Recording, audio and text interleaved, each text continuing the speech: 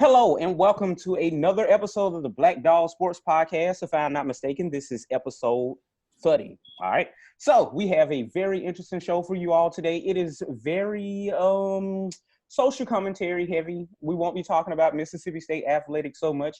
As you can see, I'm black, y'all. I'm black, y'all. I'm blickety blackety black, y'all. I'm blickety blackety black. Okay, let me stop. All right. So we're gonna start off talking about trying to make sense of we're going to start off making sense of the situation that's going on in Minneapolis and the rest of the country, about Black Lives Mattering. And we're going to share our stories about Karen.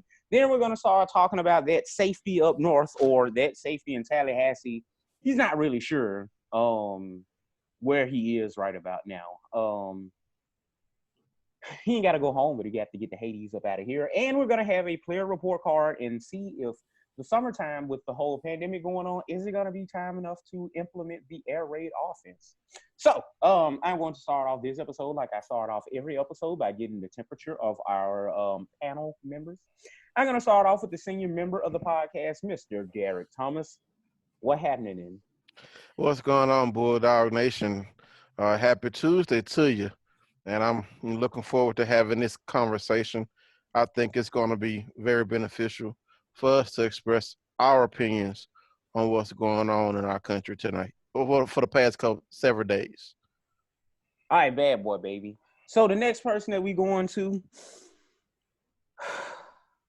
this man is a close personal friend of mine.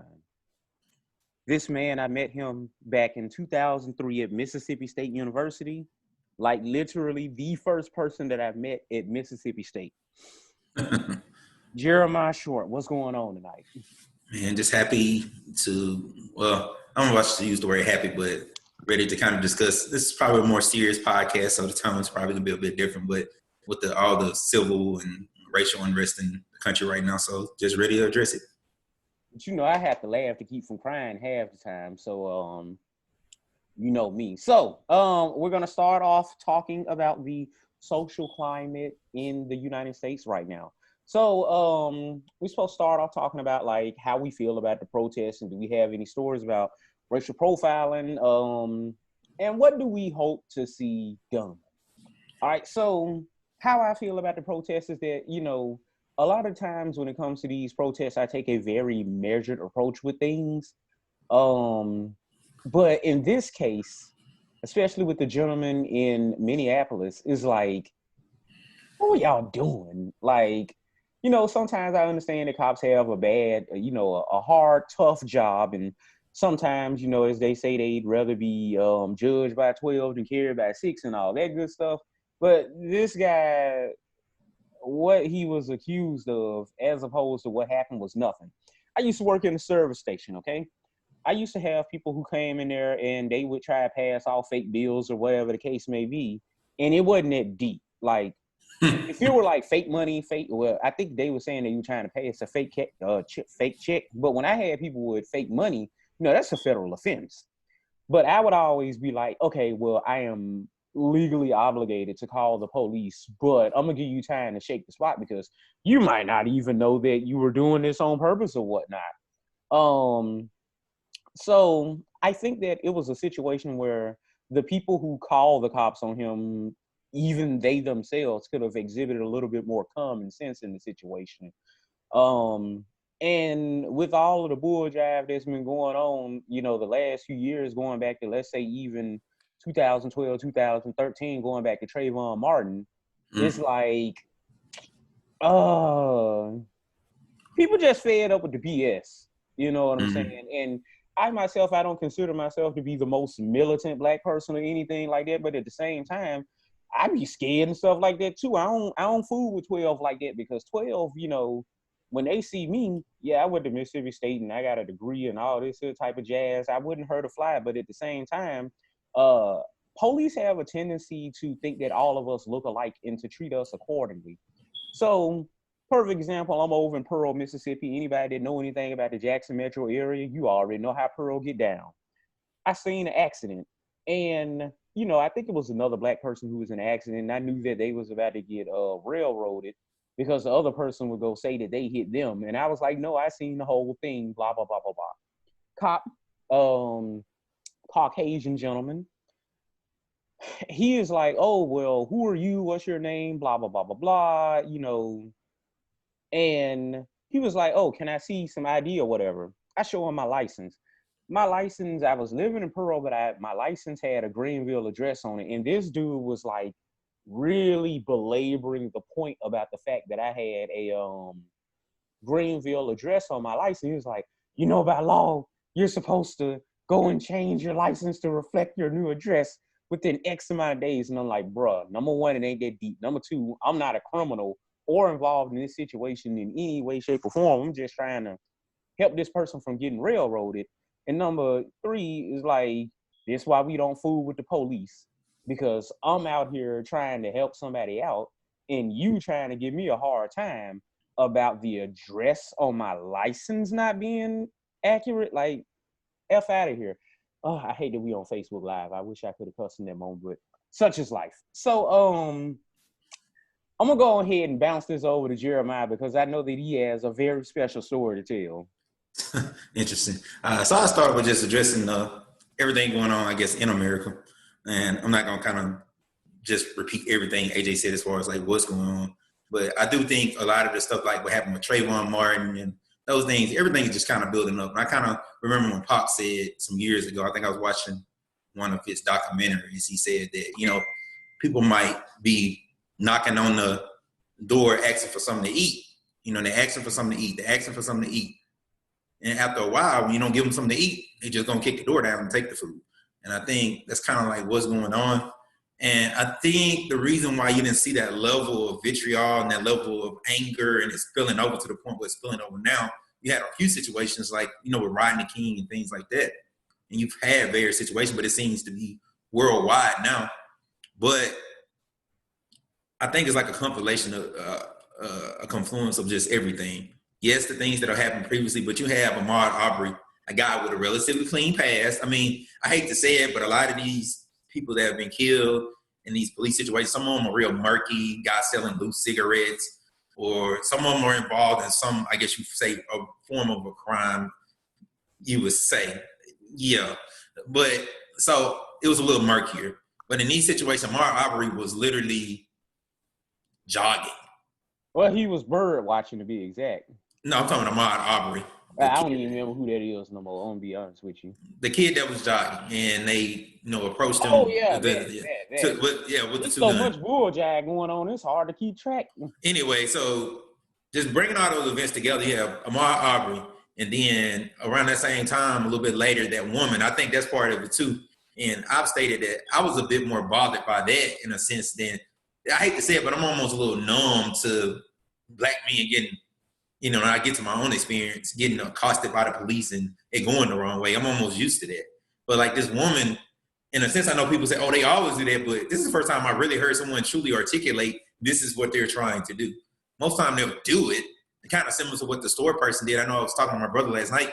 He was telling me about the 911 call with the store owner and some of the things he was saying. And it's kind of similar to this one, but she literally was articulating like, hey, I feel like it was almost attempted murder, because she was saying that he was going to tell them that he was being aggressive toward her, when obviously if you listen to it, the guy wasn't being aggressive at all. He just asked her to put a leash on the dog. If anything, she was being aggressive. But she said, I'm going to tell them that a black man is threatening me. Like, so she was very intentional about what she was doing. And that really that truly bothered me. And then now you have the incident with George Floyd, when, as you said, I was like, man, I know this man did not get killed over no $20, even if it's fake money or anything like that. And then even the person who called the police on them or called 911, and I think you told me you're not even supposed to call 911. You're supposed to just call the police and then let them respond. You ain't supposed to call 911 because, of course, that's an emergency. So somebody passing off a fake $20 bill is an emergency. Are you serious? And, you know, make it out like all these other bad things are going on with the guy. He won't listen to you and all this stuff. And so the cop comes and engages in all this excessive force, because it was, put his knee on the man's neck, and he pretty much died beforehand. And this is like one of the things I kind of want to speak to as well. The family, I like how they approached it, because instead of just listening to the police report, they got their own independent autopsy. I don't know how often that happens, but obviously the police tried to cover it up. off rip and say that it wasn't the case, that he didn't die of asphyxiation, excuse me. And they came in, had an independent person come in and do one. And that's really, I think, the most important thing we got to start doing. You got to start thinking and moving off what you're doing, not like just being mad. You got to start hitting them where it hurts. And I'm really starting to learn that lately, just in my own personal life. You got to start hitting those people where it hurts. You can't just be mad. Okay, do the independent autopsy. So they were just mad and fussing. They did that, and we would never find out this information. Okay, and just kind of speaking to what the people are doing, I'm not a big fan of the rioting. I don't think that accomplishes anything, because it'll be cool for a while. I think the thing that's kind of struck me the most about this is that people are almost cool with the rioting. Like, that's the oddest thing I've probably seen. Like, people, store owners still giving people food even though they're tearing down buildings. And some people are saying, like, even though they burned down my restaurant, it's like not being racist is like the wave or something now. Like, it's weird. I'm like, man, we've been asking for this since forever. Now all of a sudden everybody like, you not being a racist. I just saw the girl from Glee. She lost an endorsement because she tried to support Black Lives Matter, and basically her old coworkers dragged her because they said that she did a lot of microaggressions and racist stuff when she was on Glee, which was what, 7, 8, 9 years ago? And she lost an endorsement because they say they don't support racism. I'm like, what the world? It's essentially what I think Black Lives Matter and not being racist is going to become the new Me Too. Now, I'm not saying, of course, George Floyd death, I'm hoping it's not in vain, but it definitely won't be now, because now it's weird. We've created Black Lives Matter has been a movement for years. Now it's a real movement. We're right there with Me Too and the LGBTQ, which, I mean, I can't even remember all the letters now, but it's just, I'm like, whoa. So I'm amazed by that, although I'm not a big fan of rioting. I don't think that's the way. But I don't know if the Martin Luther King way is the way too, because we tried the nice thing and those people got shot. Cap knelt and he lost his job. So, I mean, you kind of torn a little bit on what's the right approach, because it seems like neither of them have worked.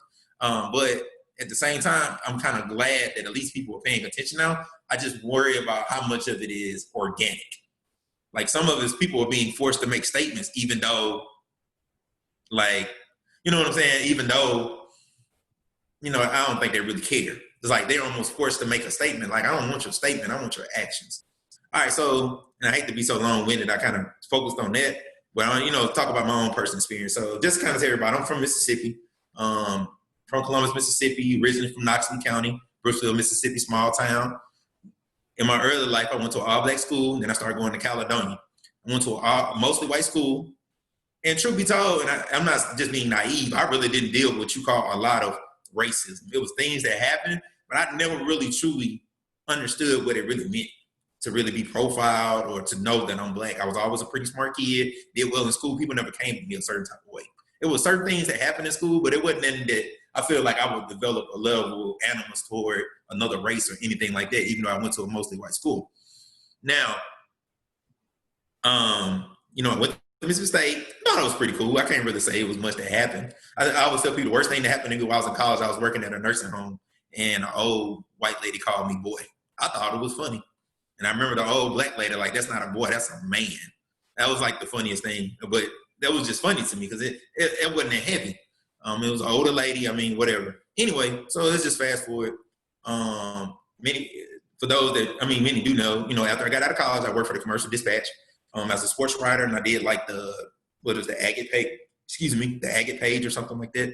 So I did like the trivia, and I did that page, and I arranged all that, the box scores and all those different type of things. So it was one night, it was late, Saturday night. We worked late on Saturdays because of the Sunday edition of the paper. So I'm riding home, and just to be real, around that time, I was calling some of my friends. I was actually thinking about going to the club that night and all that good stuff. So I'm talking on the phone with them, and then the cop pulls me over. And when the cop pulls me over, and almost immediately he starts asking me stuff like, are you on drugs? Are you this? I'm like, what? So it kind of was confusing. And I know a lot of people were saying you need to cooperate with cops, and you need to, a lot of these situations happen because of that, but it's kind of hard to react to that when you've never faced that. And then as my, and I normally don't curse or anything like that, but I remember even when all this happened and they talked to my dad was like, drugs? You better get the damn boy to touch a beer. So I don't even drink. So, I mean, so it's kind of, it was just odd, and just go through that whole situation. And he got to the point where multiple cops were there. I was like, what the world is going on? Like, I'm like weirded out. The only time I've ever seen anything like that is like on a movie where it's like on a movie where you have, I guess, drug kingpins, as AJ has talked about before. And I was like, what the world is going on? And like, the cop asked me, could he search the car? It's like they were adamant they were gonna find something. Mind you, I'm just coming home from work. I ain't never did anything crazy. I don't even know what's going on. So they asked, could they search the car? I was like, yeah, you're not gonna find anything. And so they started searching the car. They got some light out, and they tested the floorboard of the car, and they said it tested positive for cocaine. I was like, what? Like, I mean, you just imagine something like that happening. I didn't even know. I was like, what the world? And I mean, I almost fainted. I was just like, did this just happen? It was like you're in the Twilight Zone. Like, did this really just happen? And so, went to jail for a whole day and a half because it was a Saturday. So I guess you can't get bonded out and all that stuff. I called my family. My family was able to get a lawyer. The drug charges were dropped before I even got out of jail. But that's something that wouldn't even put. Mind you, I worked at the newspaper and my name was in the newspaper, and like my coworkers coming up to me like, man, I heard you had a party on Saturday or something like that. And you're just like, I got old classmates hitting me up like, oh my God, I was just flummoxed. I just couldn't, like, what? Now the funniest story is one of my good friends, I remember he said somebody hit him up and was like, man, Jeremiah got arrested for drugs or something. Like, man, he must be talking about a different Jeremiah. I was like, what are you talking about? I was like, so, but people don't know the full story behind something like that. And it's like, you get, in a sense, your reputation tarnished over some foolishness like that. I was a little younger then, and I probably should have sued them, but I was just out of college. I probably wasn't even thinking on all that. And I wish I had now, but it is what it is. So, that was really, I don't even know if I look at it like a traumatic experience like that, because I've had some other things after that kind of compounded that.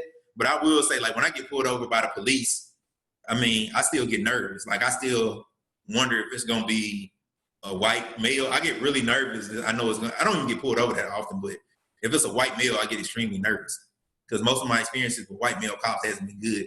Females, Hispanic, or anything, it's always been fine. But when it's been like a white male, the percentage of something going wrong or him talking to me a certain type of way is always extremely high. And I think that's what I want people to start understanding. It's not about like people having problems with the police, but I just saw a video before we watched this. Before we started this podcast, and I hate to be so long-winded, guys, but before we started, the podcast, I saw a video like they showed like a white guy with a machete waving at the police, and they were almost calm, but then a black guy had his back turned with his hand behind his back, and they kneed him in the back. Literally, you could see them knee the man in the back, and he wasn't being aggressive at all. And these are the things I think people want people to understand is that they are treating us different, and that you can reduce and prevent these situations if the cops just start acting like they got some sense. And I think what the thing is now, the cops think right now they're allowed to do it. They're not held accountable for it. The guy that killed George Floyd, and I'm going to call it that, allegedly killed George Floyd because he hasn't officially been convicted yet. But officially, allegedly killed George Floyd. I mean, he had multiple complaints against him. It was just, it's insane. So that's just my main thing. Just be aware. I don't want your post on Facebook. I don't care nothing about that. I care about your actions, and stop being so sympathetic to these cops and having stupid posts when folks are doing stuff wrong. Like, well, they did this. I'm like, just be real, understand, and try to see where we're coming from. I don't want your post. I want you to understand where we're coming from and hold your white friends accountable that do stuff wrong. Sorry for the rant, guys. And I guess it's Derek Sal's preaching in. Did I like what this dude talking about? I didn't see you close your eyes and put your hands up. Yes. But I was talking, but I was on mute. So I was actually hoping we would split our thoughts on what was going on in our own experiences, but whatever. Well, I don't know really how to follow that, man. But I will say this: there's no allegedly killed George Floyd. He killed him. There is no alleged into it. Anytime you rock back and forth on someone's neck like that, you know what I'm saying? Then the other two officers are acting like they're concerned. What they should do was knock Derek Chauvin's behind off of George Floyd's neck. That's exactly what those other two officers should have done. Now they're gonna go their behinds to jail, just like Chauvin. They should be arrested now You know what I'm saying? Especially with the independent autopsy report that has come out that has stated why and how George Floyd died. I mean, sitting there watching that video, I became so enraged. I had to stop myself from breaking something.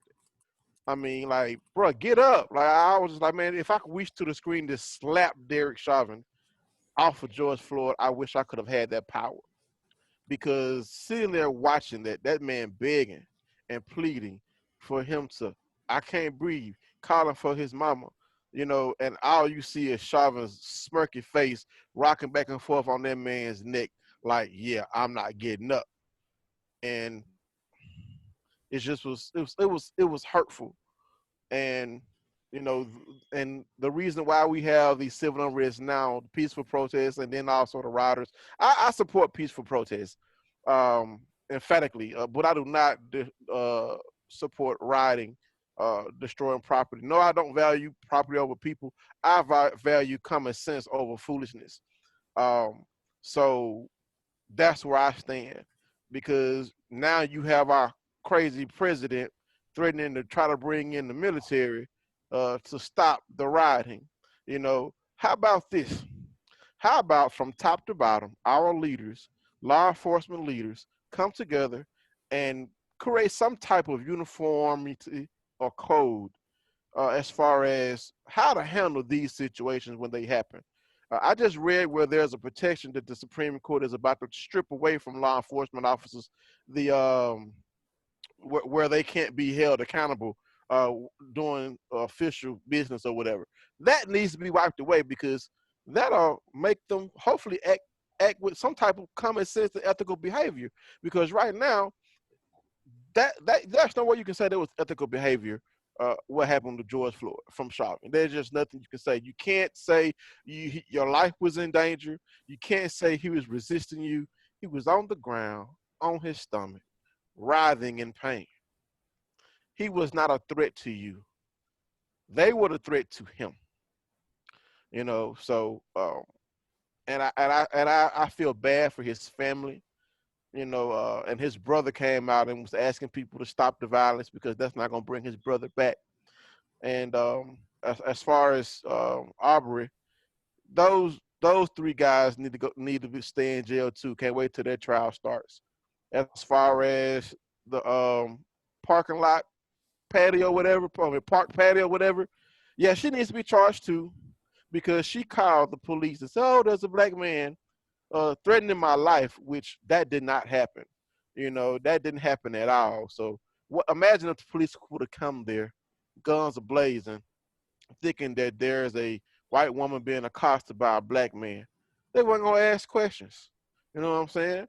So that's also something that needs to happen. Police officers need to act with more common sense. You know what I'm saying? President or Vice President Biden said something that a lot of people feel like he shouldn't have said today or yesterday. And this is something that I posed several police officers about a couple of years ago when Alton Sterling was shot to death here in Baton Rouge. Why do police officers shoot to kill? I was told, "Oh, we're not shooting to kill. We're shooting to stop the threat. And if stopping the threat ends in your life being taken, well, I'm shooting to stop the threat." I said, "Why don't you shoot to preserve life so that the criminal can face whatever charges they're facing?" And they're gonna go with their training. And President Biden was like, "Well, why don't people, why don't the officers shoot in the leg or something, or instead of the heart?" And while the leg is still a dangerous place to get shot, I also feel like police officers shouldn't be unloading clips on people when they do have to shoot. You should be able to control your weapon, but with Chauvin, we don't have a shooting. We have a knee to the neck. In Aubrey, we don't have a police shooting. We have, well, a law enforcement officer that should have been able to, a former law enforcement officer that should have been able to control his weapon, but had no rights or reason to be doing what he was doing. Another George Zimmerman, a wannabe, you know what I'm saying, trying to take the law into his own hands. Vigilante justice should be punished by being tried and placed in jail. So as far as myself, I've been blessed to not have many interactions with Caucasian police officers. The one time that I do remember being pulled over and being accused of something that I didn't do, I was about 18 years old. I was in Jackson, Mississippi, in South Jackson. I had just left from the Roses on Terry Road, and I'm guessing there was a robbery that happened. And the officers pulled me over and said, "Hey, where you coming from?" I said, "Well, I'm coming from Roses. I just, bought some snacks or whatever." Well, there was a robbery in place, and you matched the description. I said, "Well, what's the description?" "Black male." I said, "Well, I just left from Roses. You can look at my receipt. Wasn't me." So apparently, the robbery happened down the street from where I was. The robber drove past, and they left me there in the middle of the street, looking crazy, and go chase after the robber. But the robber wasn't even black. It was a white guy. You know what I'm saying? But they saw me driving out away from Roses and just assumed that I was the robber. So that's one of the few instances that I've had with police or with racism. As far as direct racism, y'all probably gonna laugh at this. I had a young white lady who refused to serve me at a restaurant. She just completely overlooked me while I was trying to place my order. She said, "May I take the next order?" Completely overlooking me. Now, you can't miss me. I'm standing right in front of you. And she just refused to take my order. So, I can't fathom how I would have responded to your situation, Jeremiah. You know what I'm saying? Brother, me and you don't agree on a whole lot sometimes. um, I I feel for you having to go through something like that, having your name drugged through the mud like that, and accused of something that you did not do. And it looks like you didn't let that stop you from being a success in life. So I'm thankful for you, black man. And that's all I got to say about Black man. this. All right, Gabe. Man, listen. First of all, three things. First of all, I'm a little older, so I've experienced a lot more of these types of things. Number two, I'm a student of history. So when you put a lot of this stuff into a historical context, you tend to be able to cut straight through the bullshit. Number three, I was born and raised in Mississippi. You can't tell me nothing about no racism. You can't tell me nothing about no white people. I'm speaking frank today. You can edit it. You can do whatever you need to do, but it's coming. Can't tell me nothing about no white people. I know them like the back of my hand. And yes, don't ever think that white people don't know they white. And they have a culture and they have a belief system. It's not just generic. Don't ever believe that. But I'm gonna just start off in a Mississippi State context. Our athletic director, John Cohen, releases a simple statement, talking about we need to be concerned with our students of color, blah, blah, blah. Nothing controversial, nothing bold, nothing special about it at all. He's doing his job as an athletic director, calling attention to an issue in our society. What happened? John Cohen catches all kind of heat from so-called Mississippi State fans just for making a simple statement. That tells you right there the level and the depth of the problem that we're dealing with in this country.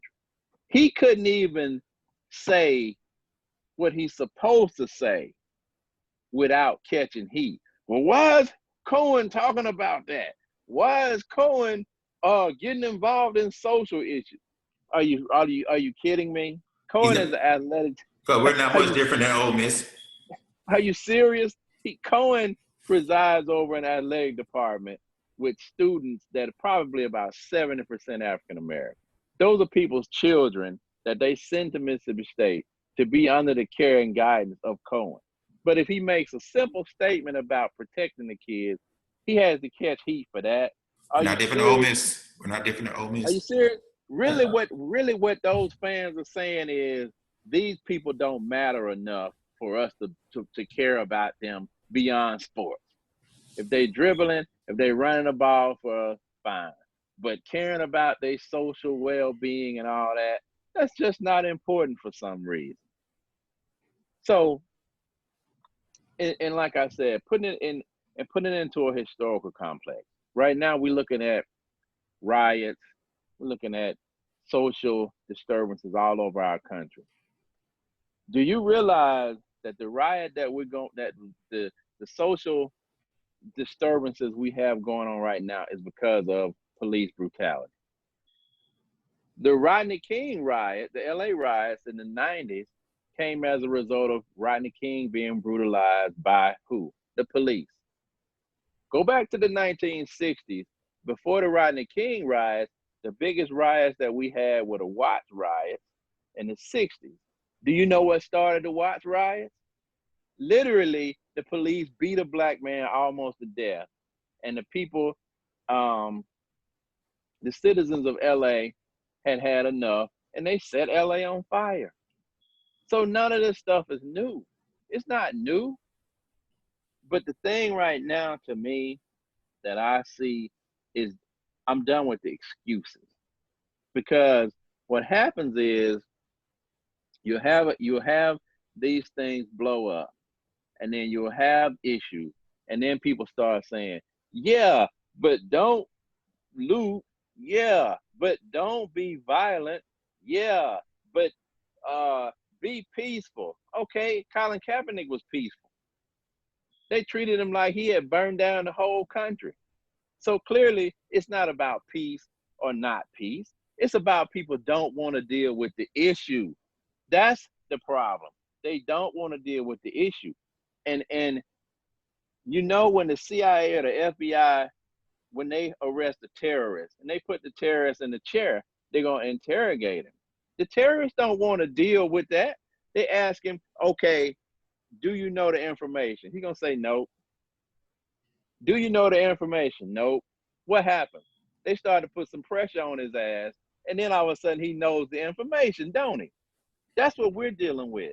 People ignore us until we really make a strong enough statement to make people stand up and deal with the issue. They'll stop saying, but, yeah, but, yeah, but, if we continue to apply pressure to these situations. Because see, when people start saying, well, no, don't loot, no, don't be violent, no, don't break stuff, what is the life of a child worth? More than broken glass? More than a burned up building? I say it most definitely is. Okay, so why am I sitting here concerned about Chick-fil-A replacing a storefront or Macy's losing some merchandise? Those are billion-dollar corporations. They don't even care. They have insurance. They'll probably get a check back for bigger than what the stuff was that was destroyed. So stop buying into those excuses and stop letting people tell you what you should and shouldn't be doing. Violence built America. Violence created America.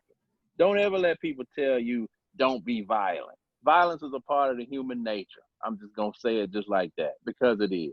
I'm not saying go be violent. I'm just saying it's a part of nature. When we go to war, it's for, oh, we fighting for liberty. You're killing people.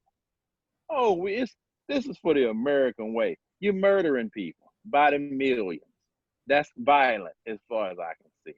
So don't ever let people tell you that the lives of your children and your loved ones are not worth some hellified protest like what we're seeing right now. I'm sick of the excuses. I don't want to hear the yeah buts no more. I don't want to hear these state fans running around talking about why is Cohen doing this, blah, blah, blah. Nah. No, no more excuses. No more excuses. And I got so many racist incidents. I could go all day. Growing up in Starkville, the stuff started when I was about 6, 7 years old that I can remember. First time I ever got called the N-word, I was about 7. You know, didn't do nothing wrong. Going to breakfast with my sister, my little brother. There used to be a little breakfast restaurant. Y'all know where the highway patrol station is? Right on the edge of campus. There used to be a little breakfast spot right up that hill. And me and my brother and my sister was just going to breakfast, get something to eat. You know, got out the car, white man just went off. talking about don't hit my car. We didn't get close to his car. And then, he starts with the N-word this, N-word that, So I got a million examples. But at this point, it's just no more excuses. Don't brush off the issue no more. Gage, let me ask you this. You have any type of fishy encounter with law enforcement? Absolutely. Most Give definitely. us that story. Well, there's two that stick out. One, I was leaving the mall. Me and 3 friends were leaving the mall. Okay. We got about a mile away from the mall, and there was a cop sitting on the side of the road. And when I looked up and I saw him, I said, he's looking for something. But we passed him and kept going. He pulled behind me, hit his lights. So he got out of the car, and all of us can see he had his hand on his gun. The way he was tiptoeing up to the car, he had his hand on his pistol. And so we like, oh man, what is it now? So, he creeped up to the car, rolled my windows down, and it was the old, what are y'all doing? We just had a robbery at the mall. We looking for some suspects. And we just left the mall. We didn't see a robbery, but if a robbery happened, fine, but it wasn't us. Okay. Fine. So that incident went on pretty much without a hitch. We left. But another incident, and this is one that really pissed me off. So I'm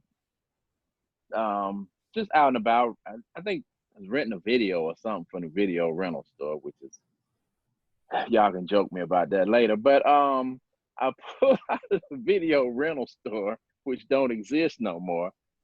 And so the cop pulls me over. And so I'm like, what could I have possibly done to get pulled over right now? So he said, you made an illegal left turn when you came out of the video store.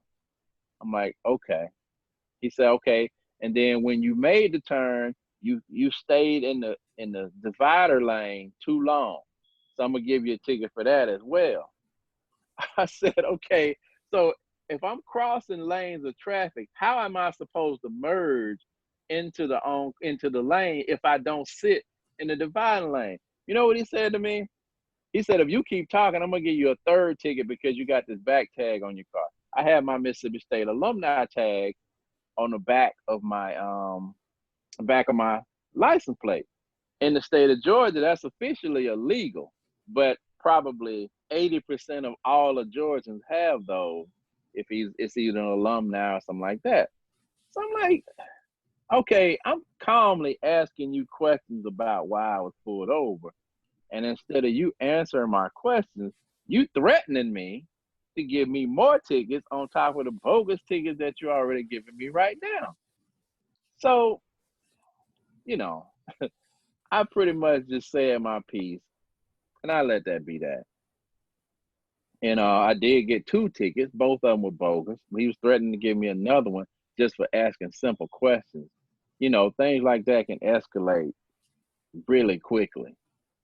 But, man, I've been pulled over and just get attitude just for no reason. Like, got pulled over going to Starkville in Alabama, pulled me over in a small town. And he was like, can I see your license and registration? I said, well, in the state of Georgia, they have he said license and insurance. I said, in the state of Georgia, our insurance and license automatically comes up when you run. The insurance comes up when you run the license. He's like, no, it don't. I'm like, dude, I've been living in Georgia for 20 years. I pretty much know the law. So, he gave me another ticket over in Alabama, so-called speeding. I may have been going 40 miles an hour in a 35 zone or something like that. It just goes on and on, man. And you always know what it is. You know what it is. Because people can give you a warning or let you go for anything, or they can make something out of anything.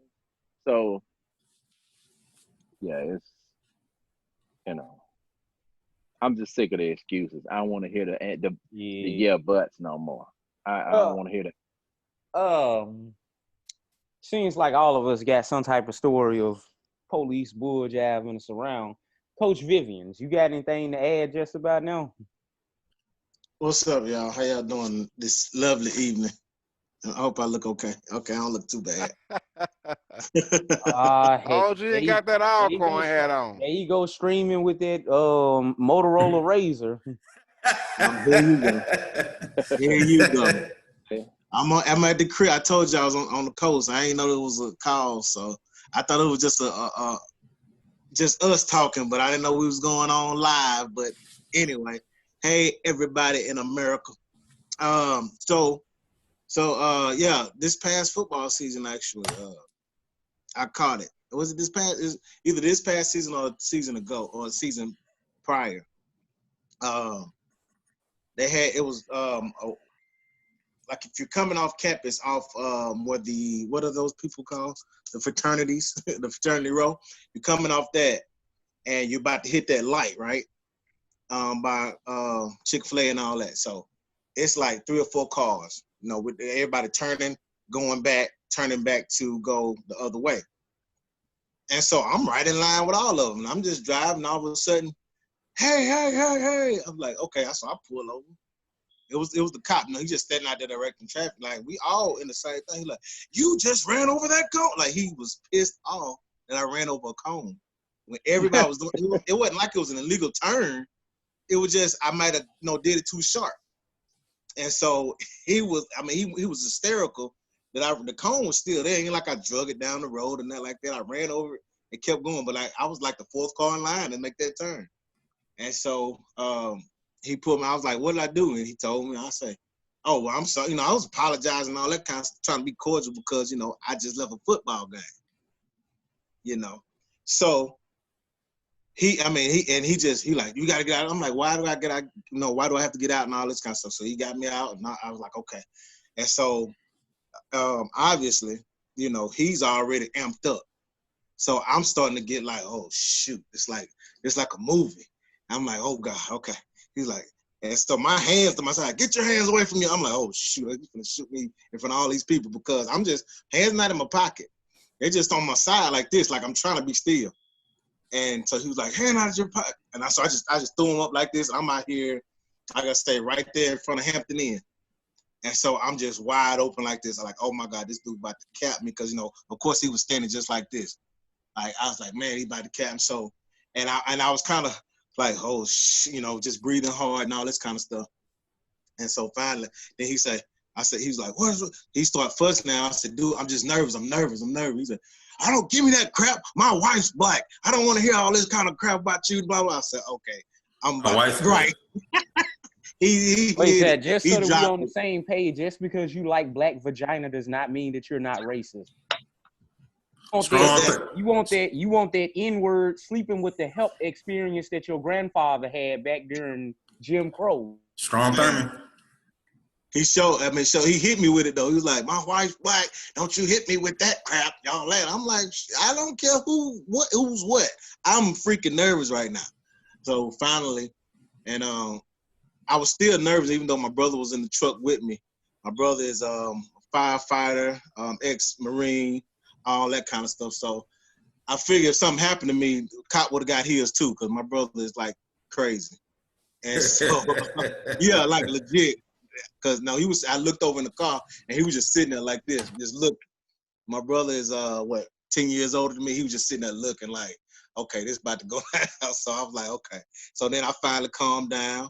Yes, grown man, had a few tears rolling at the time. I was really nervous, like legit nervous. And so, he finally, everything calmed down because I just shut up and I was like, I finally brought myself together. And I was like, I ain't gonna do nothing, I ain't gonna say nothing, I ain't gonna do nothing. No, just trying to get myself together. He finally, sent me on by my business. I let my brother drive and everything. But, it was a crazy experience for me in that sense. But like I said, what it kind of like the college students that just got pulled over. Like you see the video of them, it's like, they rush to the car and start banging out the windows and tase them and all that. On the video, you see a car directly in front of them some white kids waving and smiling at the camera. Like, why did you run to this car? You know, and because apparently the word was they were breaking curfew or some crap like that. So these people in front of them not breaking curfew. I mean, it was like, Right. it was like, wow. Like, and then like, it was a bunch of cops came to this one car. Like, couldn't now one of y'all go to this car in front of them and, you know, do something with them. Everybody rushed this particular car. Then the next day, a cop that was there, a brother that was there, he tried to justify the whole situation. And it was crazy. And he never answered. He was trying to talk about how he diffused the situation after it all happened, how he pulled the guy away and all this kind of stuff. And it was like, you still ain't answer why y'all attacked him in the first place. You still ain't answer that question. Like, you, okay, I diffused it. I pulled him up and I walked him away. Okay, why did y'all go after that car in the first place? It was never answered. So that's one of mine. I just wanted to use that one because it was the freshest one. But I have a couple of more, but I'm not going to talk a lot. I'm going to let Arthur run the show. You ain't gonna put Yeah, a let's keep it Jeremiah moving. on us. Okay. So me and Jeremy, we talk about this type of stuff very often, all right? And so one of the things that we talk about is like, what is the end game? What changes need to be made? And I've always said that when it comes to the Black experience in America, it makes me think about my time in sociology. We talk about a double consciousness where you're a Black person, but at the same time, you're an American. And how do you even negotiate those things? So I've always said that as far as being Black in America, there's like two ways that we can approach things. One is easy and the other one not so much. Well, both of them are hard. One is just a little easier than the other one. So my thing is, I've always said that if you think that white people are going to give up their privileged status in society, then you're nuts. No matter how many statements they make and how many videos corporations make talking about they support Black people or whatever, why would they even give up their privileged position in society? So there are two options we have. The first one is to say, hey, we know that y'all will never make things completely equal for us. So if we could get y'all to stop doing stuff like killing us over nothing, the police killing us over nothing, that would be great, okay? The other thing is that if we were looking for like equality, that's one of those things I think that somebody's going to have to die for it to happen. And when I say somebody's going to have to die, I mean like a lot of people are going to have to die, because there is no way that even the liberalist of white people is going to give up their privileged position within society without some bloodshed. You know, the Haitians didn't, go out there and march and, riot and stuff like that. Like, they had a riot, but it was, and killed all the white people literally who was in Haiti. So I think I'm gonna say on AJ's behalf, I don't think he's advocating violence and saying we should kill people. I think he's just making a more of a historical point. yeah, I mean, as a history teacher, that's one of those things that history teaches you, that people are never going to give up their privilege. Like, why would they even do that? That doesn't make sense. If the shoe were on the other foot, we probably wouldn't do it. So historically, typically, if you want equality, you're probably gonna have to take it. It's just one right. Well, Yeah, that go ahead, Gabe. That just speaks to the point I was saying earlier. People get nervous when we start breaking stuff and setting stuff on fire because they know if it was them, they would have done it a long time ago. That's why. Well, that's why people get nervous. It's not because they care about somebody's storefront glass broke out. They know things, and at that point, they're heading in the direction that they need to head. And again, in a historical context, Arthur, just like you said, every time somebody has struggled to take a higher place in a society, it's been some bloodshed and some death involved. Period. That's just history. That's just the way it's been, period. And you can't really run from it. Well, and kind of speaking to history, this thing called the American Revolution, they did do it. That's why we have America. Exactly. And think about Africa and what happened with apartheid and then Nelson Mandela. Here's a fun fact. Nelson Mandela, and AJ even told me this, he was a saboteur. So they were blowing stuff up. I mean, it wasn't like he was just some peaceful guy marching. They were blowing stuff up before he got put in jail. And then when he got out, they had so many issues. I actually stayed with a white South African family for about 6 months. And they said when they got out, the issue was that Nelson Mandela was on this reconciliation stuff and forgiving everybody. And everybody, the other people were basically like, F that. Like they did to us all those years. Like, no, it's time for us to get some payback now. You know, I have thoughts about the reconciliation thing. I'm going to make this real brief, but with reconciliation, like on one hand, you do want to get revenge, but the problem is that if you don't let it go, then it's going to end up being one of those things where like you're going to spend literally decades trying to punish everybody who is involved, and the country is not going to be able to move forward.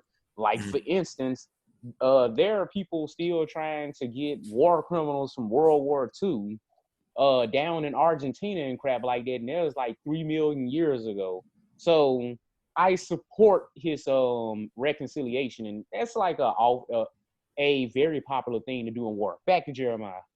Yeah, but you're right though. It's kind of, I mean, I see where he was coming from. Like as you said, it'll take years. He probably knew that. So if he really wanted to create the right country, but you can't change people's hearts. Like those people they wanted bloodshed. They wanted them to pay for what they did to them. And I think you can't change that. So all you can do is enact policies and make people change. Just like now in America, you're not going to change people's hearts. You can't do that. You're just not going to do that. People are not going to give up their position, as you said, AJ. That's not logical. That goes against biblical principles. People have never done that. Like Pharaoh didn't let all the people go until they started killing all the kids. God started killing all the kids, and they started having locusts and all of that. And then they killed his son. All of a sudden, he was like, all right, man, I'm done with these folks. They out. We out. People had to start dying. So it wasn't like he still was being stubborn, you know what I'm saying? And God hardened his heart. But I don't want to get turned into a sermon or anything like that, as Derek likes to say. But I'm just citing that biblical principle when it comes to that. Like, as you said, like nothing normal don't happen until people realize people aren't really changing their thoughts. People, as me and AJ have talked about sometimes with teaching, people call it quality of life. They don't really be caring about their job sometimes. They care about quality of life. And I think that's what a lot of people think. Like, you don't want to be seen as racist now. It's like, just like with the Me Too movement, it's guys and different people. Like, you get nervous now with the Me Too movement or saying anything against somebody who is LGBT. Nobody wants to say anything against Caitlyn Jenner or do anything like that. Now, I think Black Lives Matter is going to really, before Black Lives Matter, I think it was kind of had a lane. Now, it's like it really does matter. And if you don't say Black Lives Matter, you can't, that all lives matter stuff don't mean. If you don't say that, now people are going to brand you a racist, and there's going to be consequences to that. People are losing endorsement. Cops are getting arrested for excessive force during the midst of all. I'm like, what the world is happening? It's like, man, we've been asking for this for like, 100 years, and now all of a sudden it's finally happening? More than 100 years. So, I don't know. You know, Jeremiah, as a historian, that's another thing that kind of irks me, is that even back during the civil rights movement, you know, being non-racist and stuff like that was the wave to a certain extent. But the thing about the wave is that waves come crashing down. Mm-hmm. So the response to the civil rights movement was the neoconservative movement. You know, that's how we end up with Nixon with the war on drugs and all of that good stuff, or, you know, the Southern strategy and getting rid of busing and trying to reel back welfare. And then you got Ronald Reagan talking about welfare queens and stuff like that. Like, supporting civil rights will be the wave, and then you'll have a new person who comes in and kind of try and take that stuff back. So, like, what I'm saying is that this stuff has to be a sustained struggle, because you look at the fact that, as I tell my students, crack mysteriously somehow coincided with the end of the civil rights movement and the Black Panthers and all those people. And then you got the you know, the Iran-Contra scandal where you had Freeway Ricky Ross getting dope from the CIA so that they can have the Sandinistas, you know, sell the dope to Freeway Ricky Ross, and he sell the dope and give the money back to the Contras so that they can fight against communism. You know, this is, I know that I'm getting like... You talking about the real Rick Ross? Yeah, I'm getting real macro right now. But I am one of those people that believes that, yeah, the government does things intentionally to jack up the Black community. Just like somebody was talking about earlier about how they hope that all of this stuff is organic. But people do not believe me. People do not believe me. Like, people get paid to protest. Like that is a real thing that happens. And just like Antifa, like, yeah, you have these random people who show up who could give a damn less about Black lives, who just start burning stuff up because they want to cause chaos. Like it's one of those things. Well, Anyway, let me go ahead over to my guy, him. Derek, Yeah, Derek. there, that's it. Well, I kind of, I'm the type of person that, like, I take him from what Gabe said. Gabe, I agree with you on a lot of what you said. Arthur, I mean, you giving an awesome history lesson, but like, as far as the changes that I feel like need to happen, I will hope it don't take, a lot of people dying for that to happen. You would hope. One thing my mama always tells me is, Derek, people don't think how you think, because cause I use common sense when I look at something that's happening, and I don't see gender, I don't see race. I look at it from a human point of view, and I also put myself in that predicament to see how would I like being in that situation. And I do agree with Arthur where he says people are going to willingly give up their privilege, but shouldn't we all have privilege? We're all human beings. You know what I'm saying? I mean, society is how it is because of what happened all those years ago, and you would think we would be able to, grow from the dark ages of racism to be able to live in a society where we can still be white, black, Puerto Rican, Haitian, different races, and be able to treat each other like human beings. You know what I'm saying? No human being is going to be perfect. No human being is always going to make the right decision. We will always have, I guess you can say, a form of classism because, you know, when you look at human beings, the ability to learn and do work, I feel like that should be the only thing that should separate people as far as, how you treat someone. Because every man's or woman's work ethic is not going to be the same. Every man's or woman's ability to learn and be taught something is not going to be the same. But you should still be able to treat someone with respect. And if a police officer can't determine what respect is, then they shouldn't be wearing the badge. A lot of people want to make like police officers' lives are more valuable than the people that they're supposed to be serving. That is false. A police officer's life is just the same as the person that they're probably arresting. Like watching these Right. protests now, where how the police officers just ransack those protesters in Washington, just being peaceful. Those police officers' lives aren't no better than the people that they're charging. You know what I'm saying? So if we treated each other like human beings first, and rather than black, white, Puerto Rican, Haitian, whatever race we are, I think that would make for a better society. If I had one wish, I would wish for that. And a lot of times I always say I want to wish to win the Powerball. But seeing what I've seen the past couple of days, I would wish that people just looked at each other as human beings and not as that white person, that black person, or that Mexican, and just take the stereotype away from being a human and being as far as being a different race, because yeah, there are people who are going to rob and do bad, but there are people who are going to do good too. So what needs to happen is, like I said before, you know the change need to start from top to bottom, and also bottom up. We all need to do better, you know what I'm saying? And I challenge any law enforcement officer that's watching this video, if you see one of your fellow officers about to do something that you know in your heart is wrong, stop them. You should not sit back and watch someone die underneath someone's knee. You know, if you see your fellow officer unloading clips, stop them. We need controlled humanistic policing in this country, because it's going nuts. Even with the protests, yeah, you see the people protesting. Yes, we know they're agitators, but you can see which ones are the agitators. You know what I'm saying? Don't attack peaceful protests. That's one of our liberties as being citizens of the United States. Freedom to protest. You know what I'm saying? So allow people to express themselves as long as they're abiding by the law. Now, granted, going back to what Gabe said, sometimes a little bit of lawlessness will help you get your butt in gear. You know what I'm saying? I just wish I It's could. gotta happen, man. I just wish I It's could. gotta happen. I just wish I could fix it with the snap of a finger, because I don't want to see anybody else die. I don't want to see any innocent bystanders get killed. You know what I'm saying? Reading a article that I was reading before the store. Looters killed a retired police captain in St. Louis.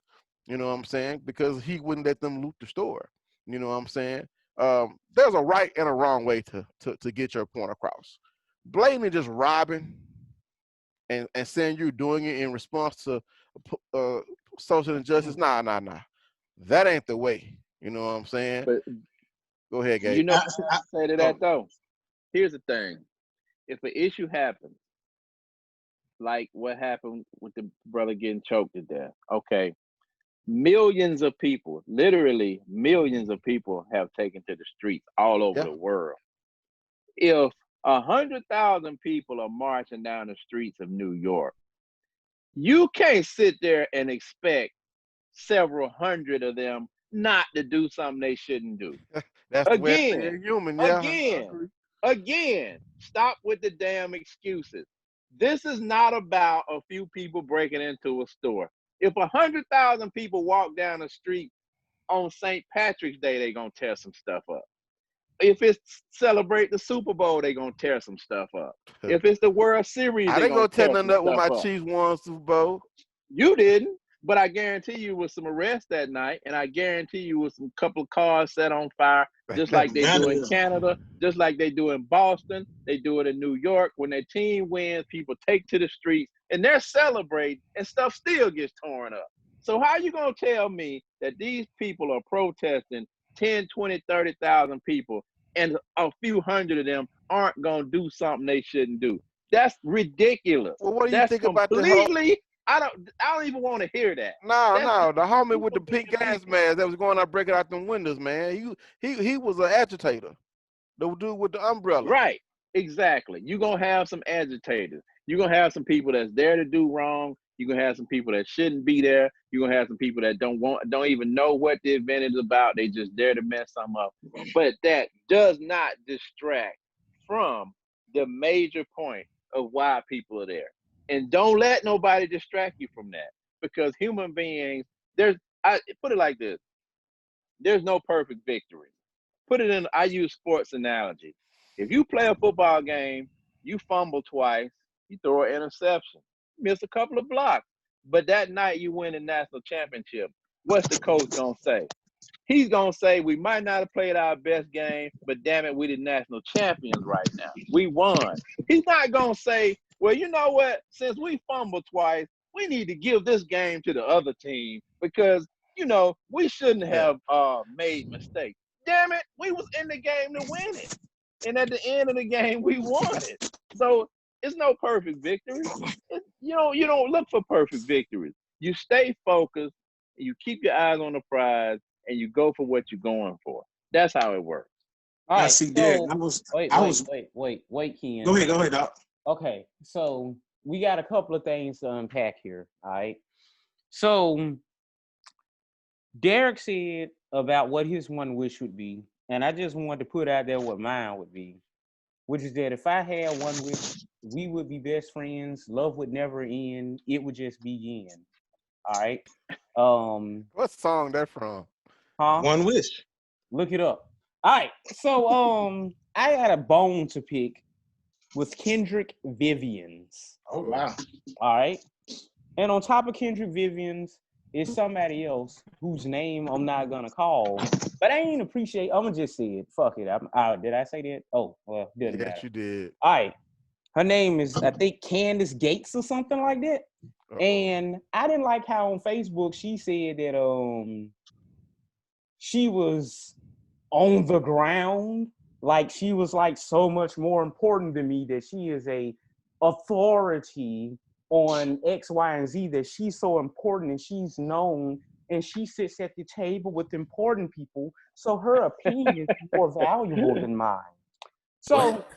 the situation in question was that Kendrick was asking what I consider to be a legitimate question. But he was saying it seems as though that Ole Miss is more progressive on racial attitudes than Mississippi State is.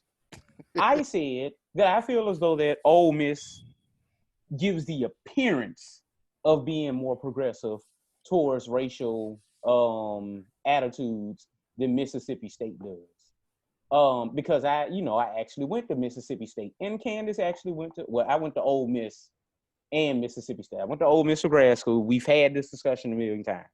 And Candace went to Ole Miss for graduate school, also, if I'm not mistaken.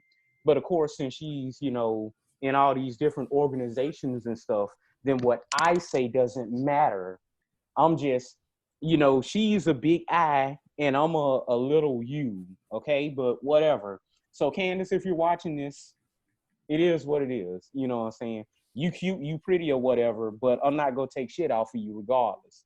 So my thing with Ole Miss, like Mississippi State, is I say the thing about Mississippi State is I feel as though that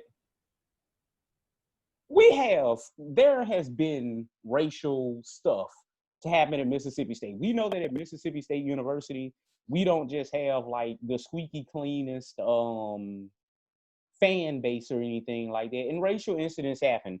Going back to Jeremiah, when you remember that incident with Fred, where the boy was trash in the hallway, and they was like, "Man, why you trash in the hallway?" And he was like, "Oh yeah, the niggers are cleaning it up."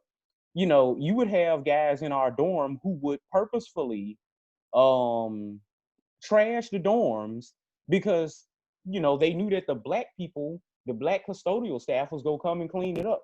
They so used to having housemaids and stuff like that at home that they're just like intentionally messing stuff up so that these black people had to come and clean it up. Which, there was a little fist fight that took place because of that. And, they didn't suspend our homie because he, because they didn't want an incident. But my thing is, lawsuit. my thing is that at Mississippi State, like, this is my experience. And no, I wasn't in the National Pan-Hellenic Council, and I didn't go to brown bags and crap like that, and I'm not a member of fraternity or anything like that. But I know my experiences, So my thing is that at Ole Miss, I was at Ole Miss when they had the incident with the James Meredith noose. And the thing about Ole Miss is that, like, when I would go to games at Ole Miss, I was scared to death because I was in the sociology department. So I used to hang out with this, Egyptian girl who wore the hijab. Her face was covered, her body was covered, the whole nine. And there was always something racist happening to her. It was nothing for a truckload full of white boys to pull up on her and just yell, "Go back to your country," or "Take that shit off," whatever the case may be. I knew a gay dude who got accosted and made to leave from a football game. I knew another guy. He was white, but his family was Filipino. He was scared to take them to any games or anything like that because of what might happen. When I was there, we had a professor who said that a truckload of white guys pulled up to her and called her a bitch. And she was like, "Excuse me?" And it was like, "You heard us, bitch." I hear, you will read in the newspaper where a girl might be walking by herself at night and a truckload of white guys, it was always a truckload because they cowards, okay? And not saying that all white people are cowards, but these particular guys was cowards. They always needed a group of guys with them. And for some reason, they need to be in a pickup truck, even though they grew up in Madison and never seen a farm a day in their life. And they would drive up and they'd see a black girl by herself and they'd throw beer cans at her and stuff like that. Stuff like that happened at Ole Miss all the time. All the time. I mean, routinely, you would read the student newspaper and see stuff like that. And the thing was that I felt as though at Ole Miss, there was a lot of boundary work going on where there was like this atmosphere of like these people feeling that like they needed to protect the old South reputation of of Ole Miss.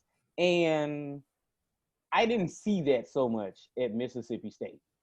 You know, and like I say, that's not to say that the people weren't racist, but there wasn't like this racist, we need to make sure that you people know your place type of racism. It was more of like a racism where, you know, it might cut your eyes at you or something like that, but it wasn't like this overt, bold racism. Right. You didn't hear so much about, you know, somebody walking by themselves at night and some truckload of people come and yell out obscenities at them or throw beer cans at them. You know, it might have happened. I hadn't heard of those type of stories. Yeah, and I agree because we went to state at the same time, and I can't really recall anything that I considered other than the one incident we talked about from our freshman year that I thought was just overt. I mean, as a black person, you know, some stuff is going on, but I don't really recall anything where I felt unwanted on campus. And I wasn't like that type of college student. I felt like I was just off in college. I wasn't going to parties all the time. I really wasn't just out there like that. So maybe it's some stuff I just was shielded from. But I know I have limited experience with Ole Miss as far as just being there, but I did go there for a minority conference when I was in high school. And I did get a vibe just being there that, you know, you just get the vibe that they don't want you around. You know what I'm saying? Like, you get more of a vibe there. Maybe part of that is because I was a state fan to begin with, but, like, you get more of that vibe, that energy. I never felt that energy at Mississippi State. I never really felt it like that. Like, matter of fact, let me keep S-wording on Ole Miss while I'm at it. Okay. So, you know, one day, me and my friend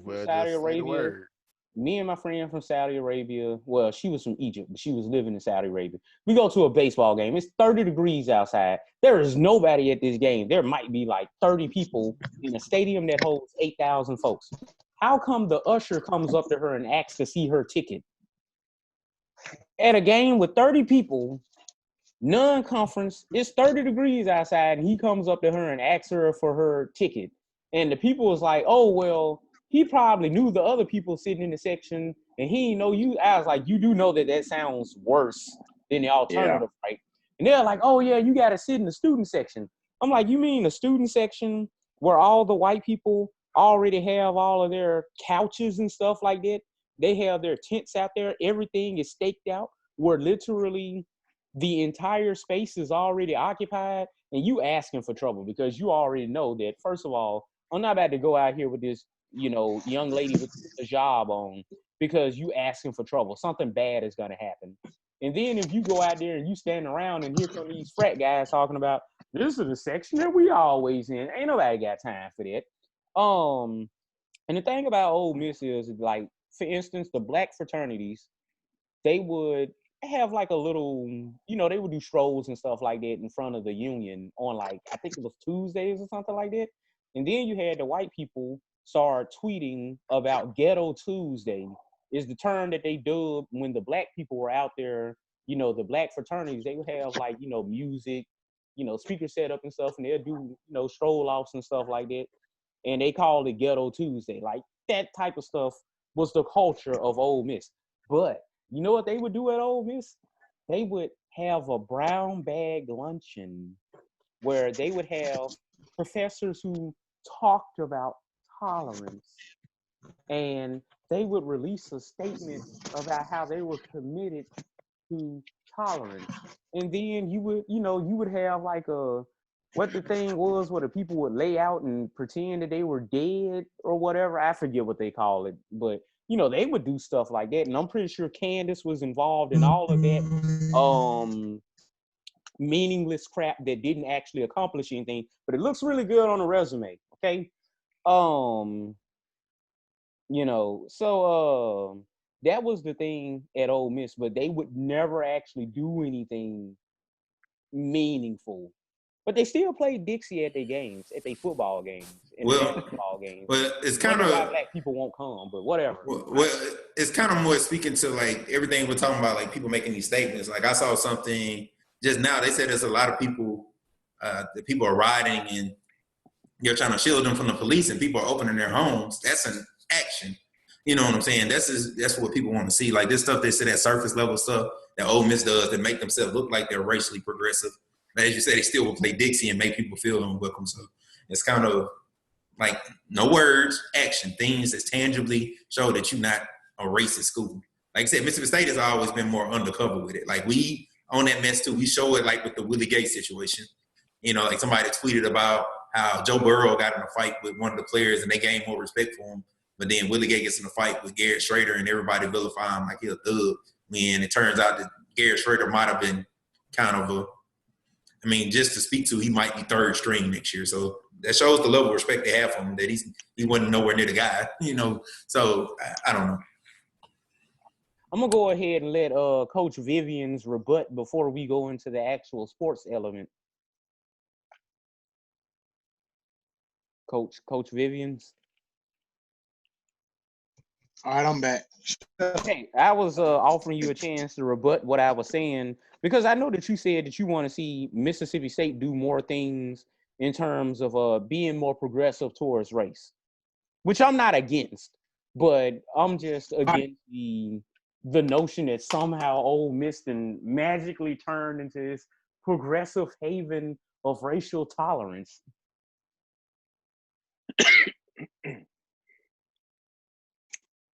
Here we go. All right, so hopefully I'm good right now. I tell my service is terrible, but the thing is, Yeah, we can't hear you. You're talking about, okay, you can't Hear you. It's like real fuzzy. It sounds like you're saying, "Gonna buy you a drink." It sounds like you're talking to a pair of raccoon balls or something. Yeah, it's the service. Let me try to go outside, man.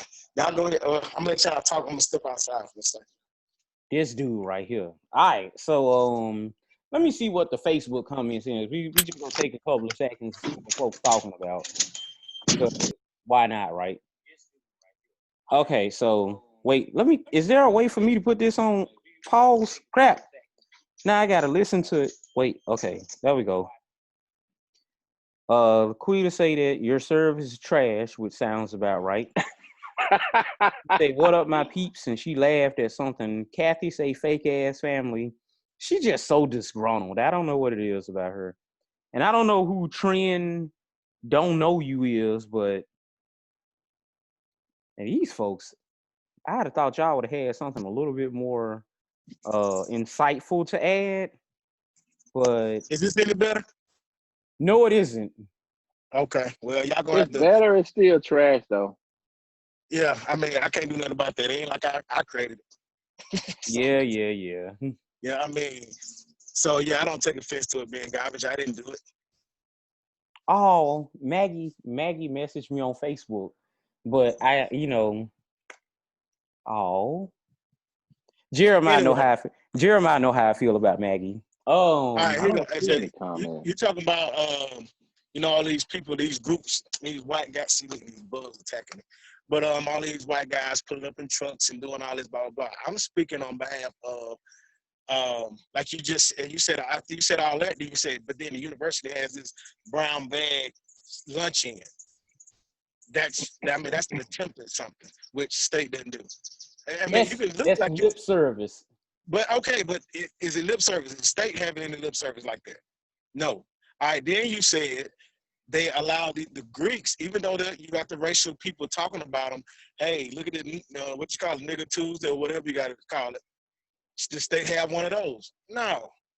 So, that's another thing that's representation. They have a unity going. Like I said, it might not be much. I'm with Gabe. Like, we don't need no little small corner of the campus. But guess what? State ain't even got that. Oxford does. Then, as far as the state flag goes, who's still waving the state flag between Oxford and Mississippi State? Mississippi State. I'm talking about stuff like that. You can put on all you want. You can put on, but at least, show me that something's happening or trying to happen at least. And then, okay, now you got folks out there. They were out there marching. I guess Mississippi State did one. I haven't seen it, but I'm guessing Starkville did one. I know Starkville did one. I don't know about on the campus. I don't know if Oxford did it. I think it was in the city of Oxford, so I can take that back. But still, Oxford was out there doing it. Dude had on an Ole Miss thing around his face out there, with Black Lives Matter. I seen that.